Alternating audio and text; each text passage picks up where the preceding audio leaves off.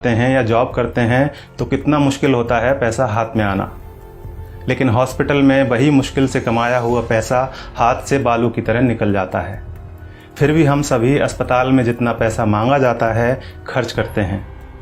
अगर किसी के पास पैसा नहीं होता तो वो उधार लेता है, लेकिन इलाज तो करवाता ही है। अस्पताल में पहले दिन ही सबसे ज़्यादा टेस्ट होते हैं, कुछ सर्जिकल आइटम्स भी खरीदे जाते हैं, इसी दिन सबसे ज़्यादा दवाइयाँ लिखी जाती हैं। हॉस्पिटल में कुछ पैसा एडवांस के तौर पर भी जमा किया जाता है। हमने भी वही सब किया, हमें भी दवाइयाँ लाने के लिए कहा गया। आजकल हर हॉस्पिटल का अपना मेडिकल स्टोर होता है, सो यहाँ भी था। हमने दवा ली और हमारा जो पहला बिल बना वह था 8,369 रुपये का। हमने अपनी जेब से इतने रुपए निकाले और देना चाहा तो पता चला कि हमें तो सिर्फ 4,620 रुपये ही देना है। क्या आपके साथ ऐसा कभी हुआ है कि आपने 8,300 रुपये की दवाइयाँ खरीदी हों और किसी अस्पताल ने आपको 4,600 रुपये ही लिए हों? शायद नहीं। हमारे साथ भी पहले ऐसा कभी नहीं हुआ था।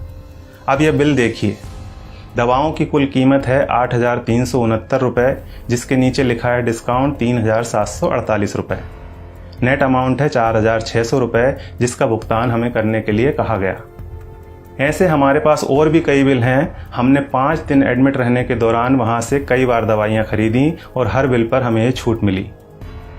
सबसे बड़ी बात यह थी कि ये डिस्काउंट हमें मांगने पर नहीं मिला था, यह बिना मांगे हमारे बिना आग्रह किए पूरे सम्मान के साथ हमें दिया गया था, क्योंकि ये डिस्काउंट वहाँ उनके बिलिंग सॉफ्टवेयर में ही फीड कर दिया गया है।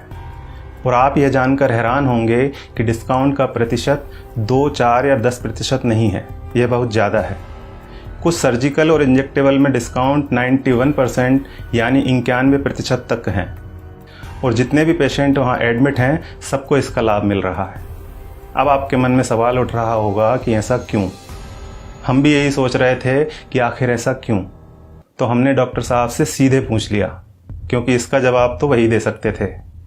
फिर उन्होंने हमें बताया कि क्यों उनके अस्पताल में इतना डिस्काउंट दिया जाता है। उन्होंने हमें समझाया कि MRP का खेल क्या होता है। एक उदाहरण के तौर पर उन्होंने बताया कि एक इंजेक्शन 270 रुपये का आता है और उस पर MRP आती है 1,000 रुपये। उन्होंने कहा कि मेरा मन नहीं माना कि मैं 270 रुपये का वह इंजेक्शन अपने पेशेंट को 1,000 रुपये में बेच दूँ। मैं डॉक्टर हूँ, मुझे अपनी फ़ीस और मेरे हॉस्पिटल की दूसरी सेवाओं का चार्ज मरीज से लेना है। 270 रुपये का इंजेक्शन 1,000 में नहीं बेचना। ये बात तो हुई डॉक्टर संजय कुमार के नैतिक मूल्यों की। अब यहाँ सवाल ये है कि दूसरे ज़्यादातर अस्पतालों के मालिकों ने क्या अपना ज़मीर बेच दिया है? बेबी गैस्ट्रो केयर अस्पताल के डॉक्टर संजय कुमार की तरह ये क्यों नहीं कहते कि हमें भी अपनी सर्विसेज का पैसा ही मरीज से लेना है? वे क्यों नहीं कहते कि 270 रुपये का इंजेक्शन 1,000 में हम नहीं बेचेंगे? दूसरा सवाल ये है कि आखिर दवा कंपनियों द्वारा इतनी MRP लिखी ही क्यों जा रही है? इनको किसने अधिकार दिया है दवाओं पर इतनी ज़्यादा MRP लिखने का?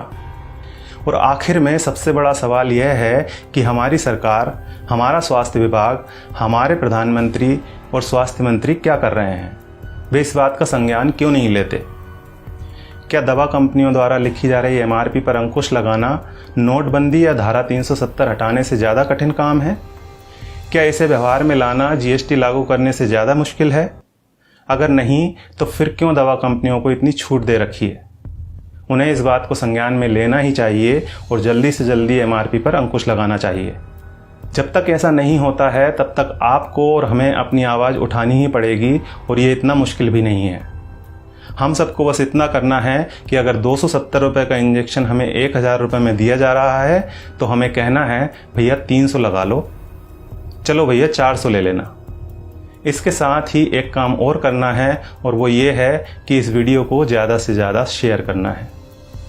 धन्यवाद।